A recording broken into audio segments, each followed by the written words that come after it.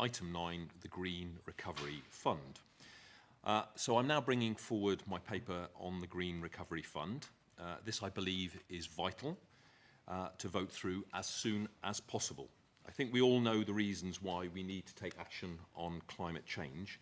And frankly, I think we all agree on the need to take action. And I pay tribute to all the councils represented here today who have declared a climate emergency, really important step and one that we can be proud of in our region.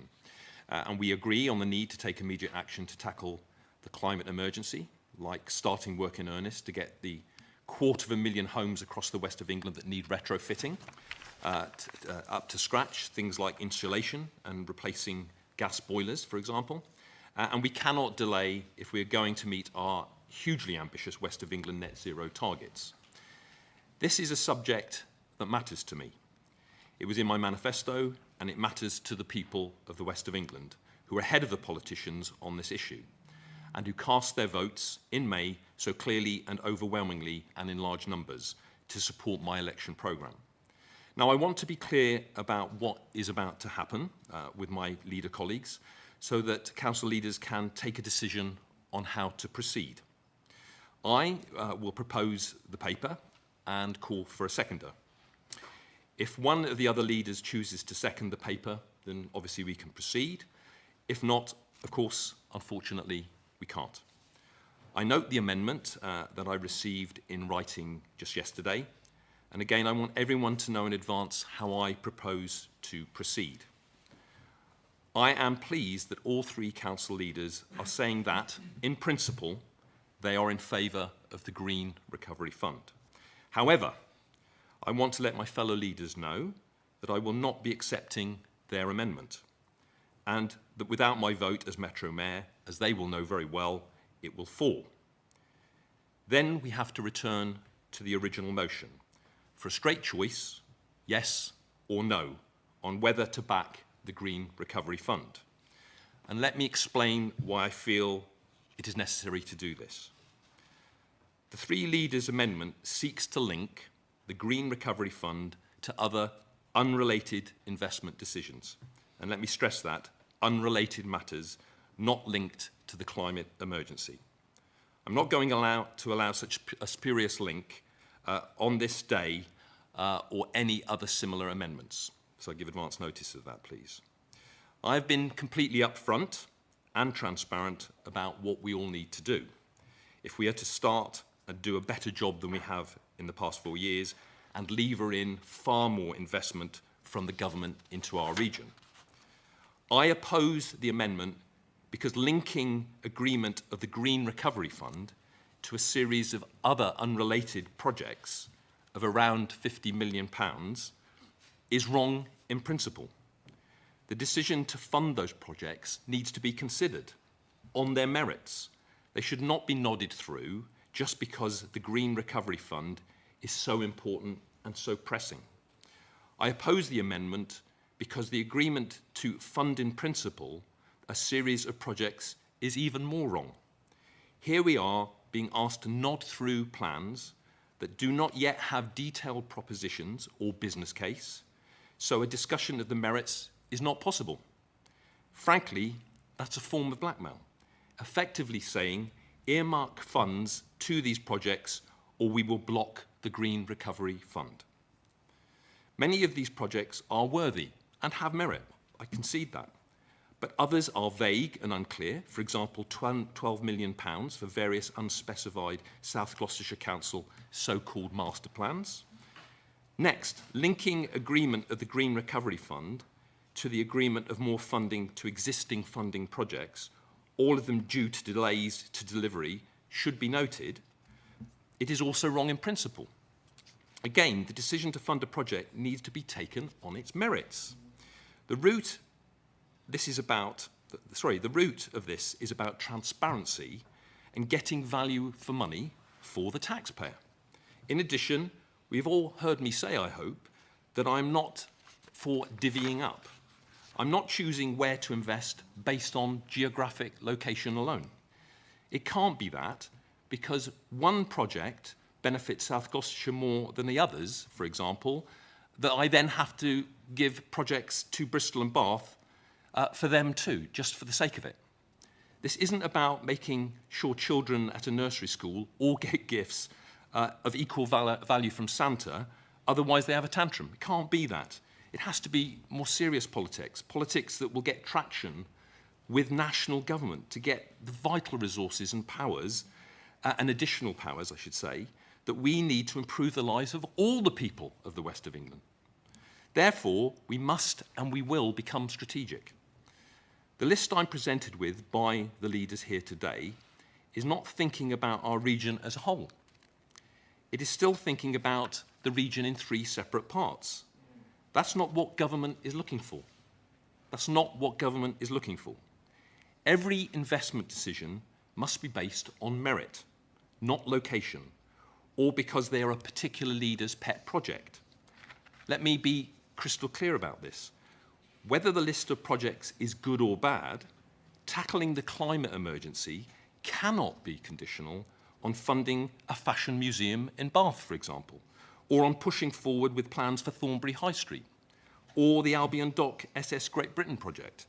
So I ask leaders today to please withdraw the amendment that they sent in writing yesterday and to vote through the Green Recovery Fund without attaching any strings. Then, and I agree with them, that we absolutely need to debate and vote on the investment funding proposals in January. That is vitally important. We do need to do that. But we will do that openly and transparently. Under my leadership, the West of England Combined Authority meetings are not going to be about rubber stamping details cooked up in private away from the public and media gaze. That's not going to happen. Now, of course, there will be a big temptation for the other 3 leaders here today to keep pushing on with the approach that tries to link support for the Green Recovery Fund, with a condition that they get their tens of millions wish list. But as I've said, I'm not prepared to let that happen. But I promise this: I will keep bringing the Green Recovery Fund back month after month until it finally gets approval at this committee. An approval the public overwhelmingly want to see. But for each month of delay, we have to face a stark reality: that we will then need to spend even more on the Green Recovery Fund to get this back on track for our 2030 net zero target. Lagging on the climate has a financial cost, probably about £500,000 extra for the Green Recovery Fund for each additional month of delay. That money will have to come from somewhere, of course. We only have limited funds. They're not unlimited. Delay will require monies to be taken from other budgets to balance the books to ensure the Green Recovery Fund can still do its job to help save the planet and help us achieve net zero by 2030 in our region. So delay has a real price, a consequence for our constituents. Maybe losing Charfield Station, Toby, or a key development in Bath, Kevin, or maybe a cherished project in Bristol, Marvin. COP26 has surely taught us the climate emergency is now. So today is time for action, not more talk. No more just blah, blah, blah, as it has been famously stated. So on that basis, I'm proposing a 10-minute adjournment. Please take longer if you need, so that the 3 leaders can consider carefully how they want to tackle the climate emergency and approach this vitally important vote here today. Is that something that the leaders would be happy to do, to have a short adjournment? Is that something you want to do, guys? Yeah, you're happy to have an adjournment? I think we probably need to maybe have a chat. I've got various questions on the reports, Dan, so when would be the appropriate time for us to get the information? Why don't we do that when you've had a chance to chat, because you've brought this forward, I've explained my thinking, and I think you need to obviously think about that, take as long as you need, and then please ask your questions then, Toby. We'll take it from there, if that's okay. Thank you. So I think it would be good to have a conversation, but I think it's also worth pointing out there's a few things going on, and these are lessons that have been learned by combined authorities right across the country, which you often refer to. And one is that by their very nature, combined authorities are to be defined, to be combined. And I think one of the concerns, Dan, is that showing a unified front to government is very important. And obviously, to secure the scale of investment at the pace we need to secure it from government and private investors will require something called confidence. What they will need to know is that we have built strong relationships, that we are getting ourselves together, that we have a long-term plan, that we've built a culture of collaboration that works not just at the combined authority level, across 3 authorities, but across 4, and I would also say across the Western Gateway, the eastern half, but including South Wales as well, because that's the scale at which we need to work. And so there's 2 real challenges to this that I think you need to go home and have a real hard think about. The first is that successful combined authorities have had these kind of conversations in their meetings and put the time into building quality relationships, so that when we do talk to government about securing, for example, the £10 billion that Bristol's climate strategy has worked out is needed to fund the decarbonisation of our economy, we can stand there with credibility because we have built that cross-border relationship. And I'd say that's one of the key requirements of the combined authority. The second point, and then it's unfortunate that I don't go into the papers every night, but referring to your colleagues, as you referred earlier on, as kind of hokey-cokey as well, that one is, dare I say, is unfortunate. But 2, I'm not sure how that relates to the requirement to build the confidence of public and private sector decision makers in our collective commitment, relationships, and abilities to get things done. So I think there's a lot to think about here, Dan, in terms of in terms of our approach to leadership, on this issue, and how we create a context in which success is more rather than less likely to be the outcome. I think there are some issues. I think that was a very long introduction in the chair's position, and obviously you have the right to do that. I mean, there's lots of points raised. We won't be able to go through them all. But we are also talking about a large sum of money. This is public money. One of the points we've raised is the concern about the governance of that money. I think the points made earlier on, actually, which I really welcomed the intervention earlier on by Katrina. And I was up at COP. I went on 2 occasions. Went up for the first week for Finance Day, went on the second day for Cities Day, led on a number of presentations of key issues, including the $100 million that's now being made for inclusive climate interventions in the global south, well, namely in Africa, and will be expanding. I represented Mayors Migration Council in C40 cities on the launch of the International Task Force on Climate-Driven Migration and the prospect of 200 million migrants by the middle of this century if we don't take action urgently. And I was also obviously involved with the UK Cities Climate Investment Commission and the work we've done mapping out £205 billion worth of decarbonisation opportunities across the 11 core cities plus London. So we've been doing those hard yards. One of the biggest challenges that we had for government in going into COP, we said one of the biggest dangers was that what we'll have is one is we need them to talk about money in the first instance. Tackling climate change is not just about sharing models of best practice that then people can't afford to implement. But the challenge we made was that people may start talking about money at the national political level, but those announcements on money are not attached to actual places, they're not attached to measurable outcomes, and they're not attached to dates.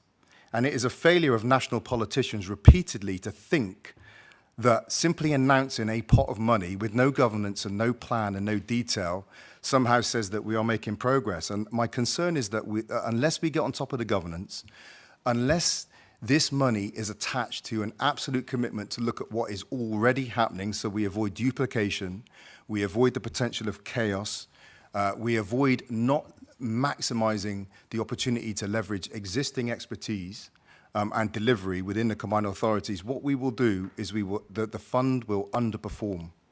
And that has been one of the points we've raised repeatedly, and one of the reasons we've been incredibly keen to have the conversations. And just as a way of illustrating that, in Bristol, we launched our own environment board. We have an award-winning one city approach, cash prize, European innovation in city governance. We have an environment board. It pulls together campaign groups, experts from across the city region. We have representatives from North Somerset, Baines and South Gloucestershire attend as well, because we said early doors that this is a cross-border issue.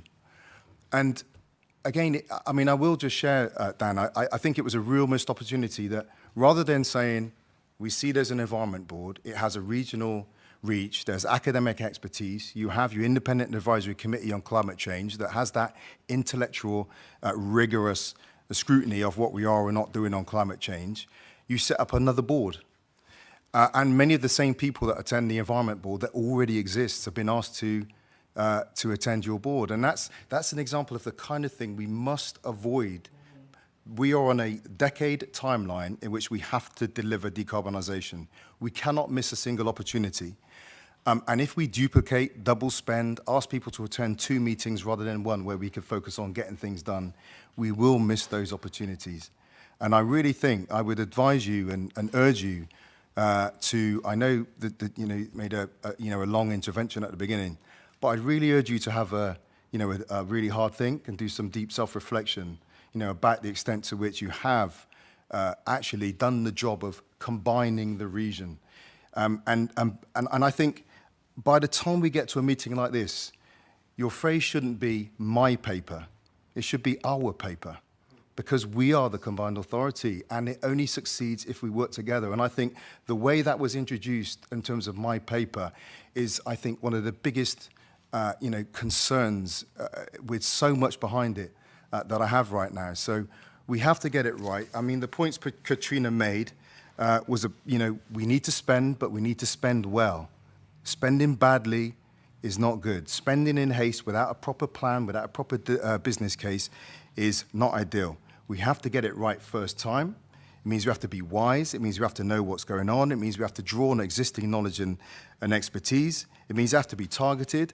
I take the point that was very well made about a just transition. That means that money spent on climate change has to be on the specific projects, but we also have to coordinate that with the money we need to spend on our communities so that they can survive through the economic restructuring we're going to have to go through. And dare I say, a message I shared at COP repeatedly, the perversity of climate change is in this constellation of relationships. That the exploitation of the planet has been hand in hand with the exploitation of the most vulnerable people in the world. It could not have happened both in the global south and in the global north. Secondly, those most vulnerable people are the ones who are hit first and hardest by the consequences of climate change. But the third, and the one that we face right now, is that those very same people are at most at risk from falling on the wrong side of the economic restructuring we're going to have to go through as we decarbonise the economy. So for us as local authority leaders, whose remit goes beyond just doing housing, transport and skills, and we have the whole social care, children's mental health, education, unemployment, domestic violence, all those things we have to deal with. When we are thinking about climate change, yes, we're looking at the projects and they need to be specific projects, but we're also thinking about how we align that and coordinate it with a wider suite of interventions we make to support our communities through that transition. Because if we don't, what we will end up with is a restructuring of the economy that leaves people behind. We'll lose the political mandate for the scale and pace of change we need, as well as it being a major moral problem. So I think it would be a good idea for us to take some time, but I'd urge you to take some time and have a long, hard think about it as well.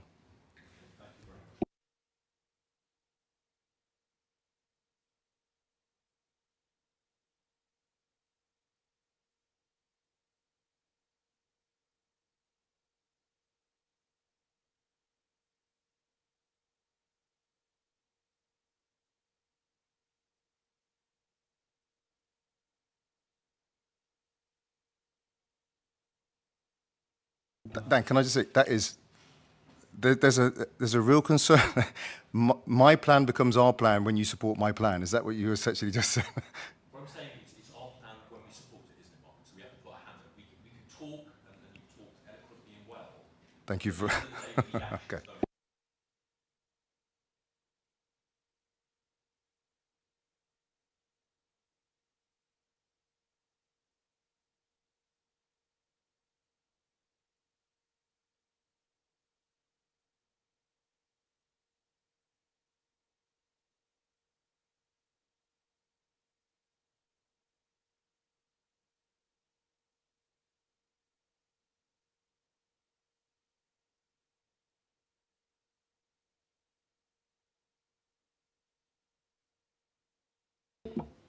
Yeah, thank you. I agree with what Marvin said, and I agree that we probably need an adjournment. But it's very important to realise that on Monday we had a meeting, Dan, where I specifically said we need to discuss the detail of this paper, because I am not prepared to leave today without having a Green Recovery Fund passed and approved, because it is such an important thing that we as regional leaders need to get it over the line.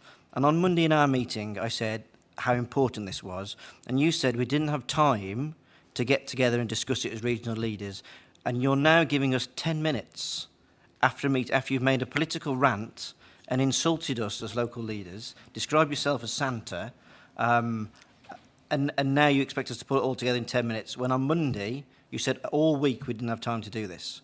So I just want the general public to know that I have called for us to have an adult discussion about this topic, because it is so important to everybody, but yet you on Monday said we didn't have time to do it, but now you're giving, after a very, very insulting political speech that was clearly pre-written, you clearly had time to write that speech, but not had time to pull us all together in the room, and now you're giving us 10 minutes. So I am going to take this adjournment, and I was more than happy, to the public know this, to second this amendment, but you didn't even give me an opportunity to second it, okay? So we will go in another room, we will have a grown-up conversation, but I want the general public to know that us as leaders have had the opportunity all week, and I've been calling for it all week for us to have that conversation. Okay. So let's have this adjournment and get this over the line. Thanks, Kevin. Toby, I think I should call you, because everyone else has spoken and you wanted to come in early. Thank you, Dan. Well, I'm happy that we just get on and have this adjournment. As I said, I've got various questions and comments to make on the papers, but let's just hurry up and have this adjournment. Yeah. Because we just need to hurry up and do it. That's great. Thank you. Let's adjourn. Thank you very much. Sorry. Are you going to go in? I'm not going in with it. I'm just looking into it.